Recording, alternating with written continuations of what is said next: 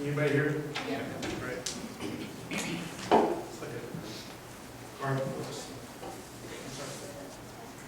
That's all. I'll press it. Thanks for having me here tonight. I really appreciate it. I'm going to give you a little just background on Landmark Hospital, or hospitals. This is our fourth facility, and we are a Missouri-based company.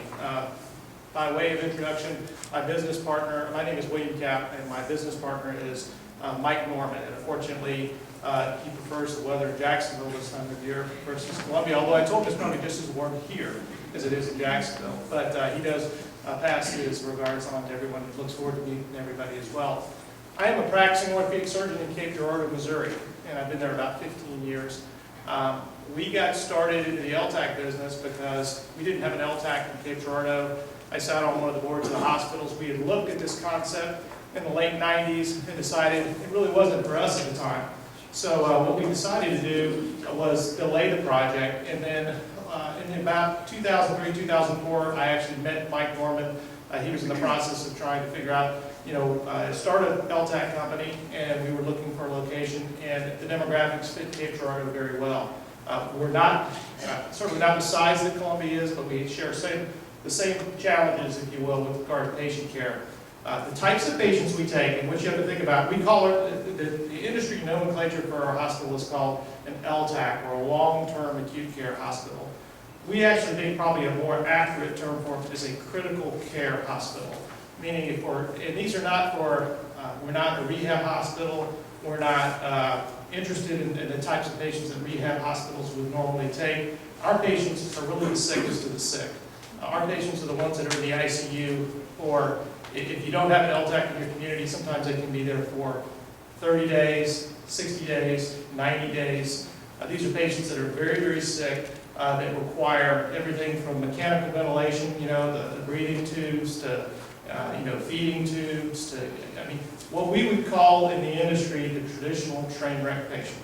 Okay, they're the ones that at some point, even the most caregivers and providers and physicians and nurses, they finally just say, is there anything you can do for these patients? Okay, because you get daily rounds on them and nothing ever seems to change. So what happened was in the late 80s, there was a demonstration project that started in Louisiana. And the idea was to take these very, very sick patients that really most people had given up on. These are patients where the therapist didn't think there was any hope for them, the physicians, the family members.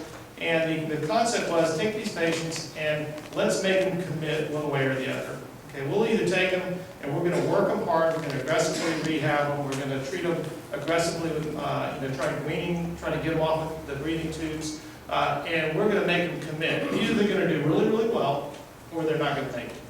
Okay, and the idea was at some point you have to make a decision. Well, what happened was taking the patients that were uniformly the ones that everybody thought, well, we're going to go ahead and we're going to front end load these resources, and they're all going to die. Well, lo and behold, 85% of them do really well. In some cases, 90%. And they do better than anybody had ever hoped that they would. So it started this whole new area of medicine, if you will, called long-term acute care hospitals, or what I refer to as a critical care hospital.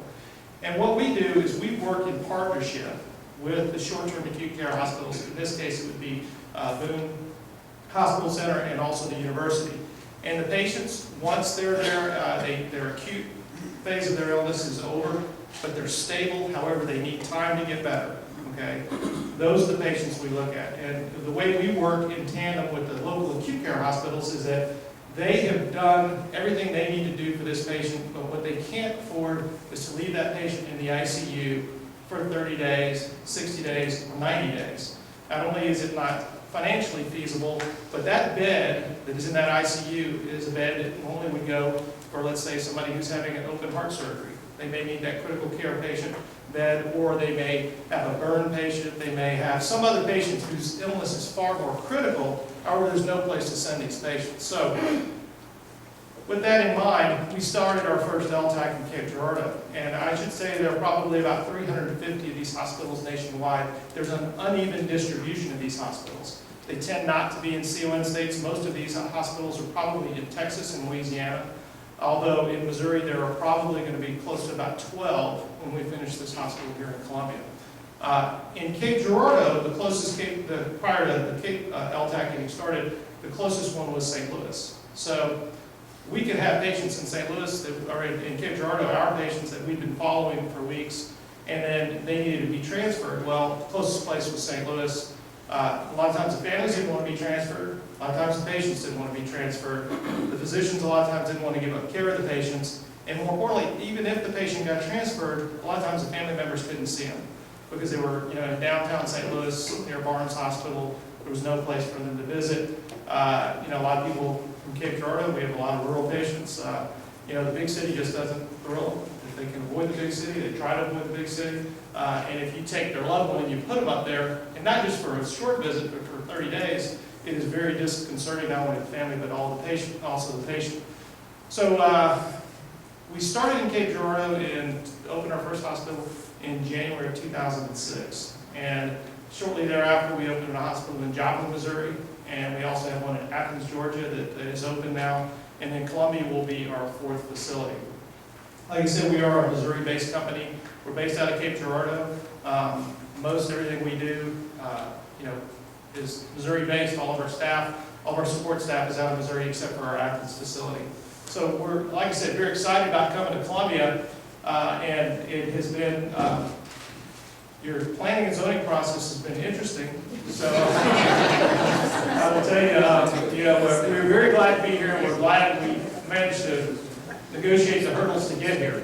But we are also in Athens, Georgia, which is another college town, and and this is the only thing I'll say, by way of comparison, Athens, Georgia is a little easier on the zoning. So all things being said, we're glad we are here. Our hospital will open hopefully in July of 2009 this year. We've had a couple weather delays. We were hoping to be open in June. We're going to be a 42-bed, all private hospital, all private beds. And I'll show you a picture of it. It looks almost identical to the rest of ours, and this is kind of a fly around. So if anybody gets motion sick, I don't think there are any nausea bags, but let's see. We are actually going to be on Old 63 and Albert Street. So we're down by the Country Club and our Country Club Estates, and we are on that corner. I think prior to us acquiring the property, it was only inhabited by a few squirrels and a couple of vagrants that I understand camped out there. So this is the facility that we're going to build. It is almost identical to our other facilities, with the exception this one has a pitched roof. Like I said, it is entirely, every room will be a private room, well landscaped as you can tell, and hopefully will be open in July.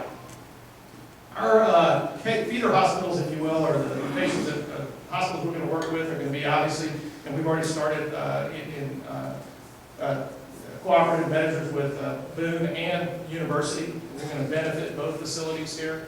And then in addition to that, there'll be some outlying hospitals. What we found with our Cape Girardeau Hospital and the Joplin hospitals is that we actually probably get about 25% of our patients from St. Louis in Cape Girardeau, and we probably get about 20% of our patients from Kansas City in Joplin. And a lot of that has to do with the referral network, because even though Cape and Joplin have fairly good-sized medical centers, what happens is patients get transferred for a variety of reasons to St. Louis or to Kansas City, and then they want to come back home and rehab closer to home, or I should say rehab or recover closer to home.